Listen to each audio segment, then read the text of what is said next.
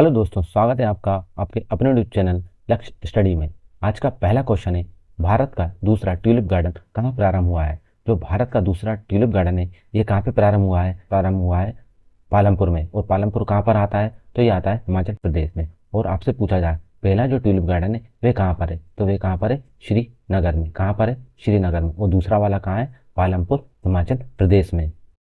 भारत की पहली musical road का अनावरण कहाँ किया गया है? भारत की पहली म्यूजिकल रोड का अनावरण कहाँ पर किया गया है?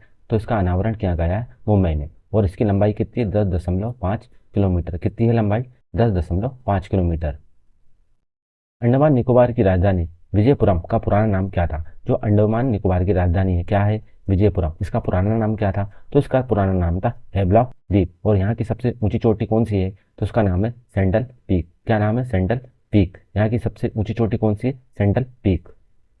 विश्व रेडियो दिवस 2026 की मुख्य थीम क्या है?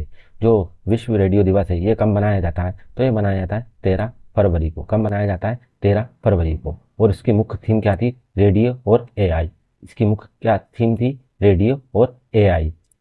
भारत में राष्ट्रीय महिला दिवस 13 फरवरी को किसके जन्मदिन पर मनाया जाता है?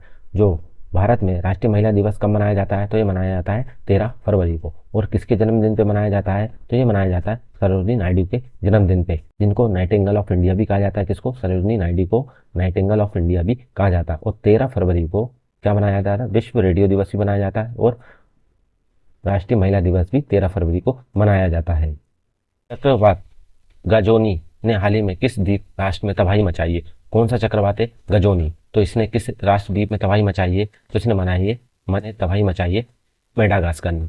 मेडागास्कर में। कहाँ पर? मेडागास्कर में। ये मेडागास्कर है, ये कहाँ पे आता है? तो ये आता है अफ्रीका में। कहाँ पे? अफ्रीका में। मेडागास्कर कहाँ पे आता है? अफ्रीका पे। यूएनएफडीए यूएनएफडीए ने लैंगिक समानता के लिए किसे मानवतावादी राजदूत नियुक्त किया है? किसने? यूएनएफडीए ने किसे लैंगिक समानता के लिए मानवतावादी राजदूत नियुक्त किया है? तो यह कृति सेनन, जो बॉलीवुड एक्ट्रेस है। रेडियो मैन ऑफ इंडिया के रूप में किन्हें जाना जाता है? रेडियो मैन ऑफ इंडिया के रूप में किन्हें जाना जाता है? तो ये जाना जाता है राम सिंह अमोरा को। किसको? राम सिंह अमोरा को। हाल ही में चर्चा में रही पुस्तक 4 स्टार्स ऑफ डेस्टिनी, पुस्तक का नाम क्या है? 4 स्टार ऑफ डेस्टिनी के लेखक कौन है? इसका सही आंसर है option B, general Manoj Mukund Naravane. Mother Mary comes to me, mother Mary comes to me किसकी नवीन रचना है? तो ये पुस्तक किसकी है? कौन सी पुस्तक है? मदर मेरी कम्स टू मी। तो ये पुस्तक है अनुरति राय की। भ्रष्टाचार सूचकांक में भारत का स्थान कौन सा है? अभी हाल ही में भ्रष्टाचार सूचकांक आया है, इसमें भारत का स्थान कितना है? तो इसमें भारत का स्थान है 91। सरदा नदी कॉरिडोर का विकास किस राज्य में किया जा रहा है? कौन सा कॉरिडोर है? सरदा नदी कॉरिडोर। इसका विकास किस राज्य में किया जा रहा है? तो इसका विकास किया जा रहा है उत्तराखंड में।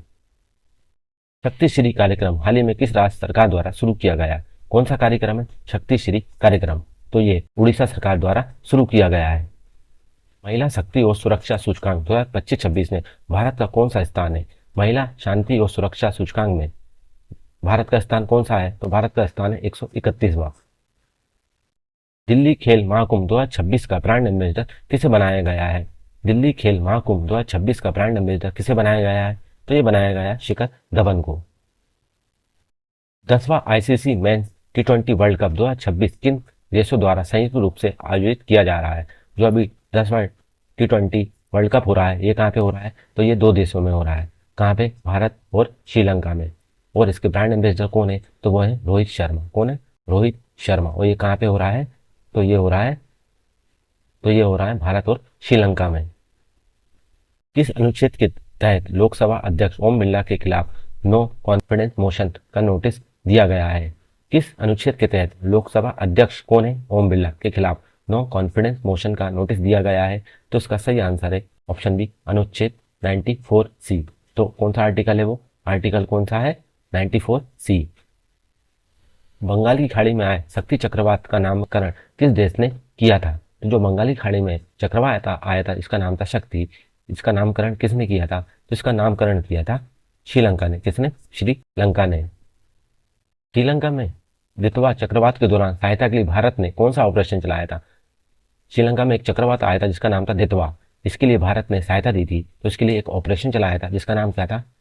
ऑपरेशन सागर बंधु। क्या नाम था? ऑपरेशन सागर बंधु। विंटर स्टॉर्म एजरा जो एक भीषण बर्फीला तूफान था, यह हाल ही में किस देश में आया था? कौन सा बर्फीला तूफान था जिसका नाम था विंटर स्टॉर्म एजरा? ये एक बर्फीला तूफान था। ये किस देश में आया था? तो ये आया था अमेरिका में। कहाँ पे आया था? अमेरिका में। तो आपको वीडियो अच्छा लगा तो प्लीज वीडियो को लाइक एंड शेयर जरूर करें। मिलते हैं अपने नेक्स्ट वीडियो में, जब तक के लिए वंदे मातरम।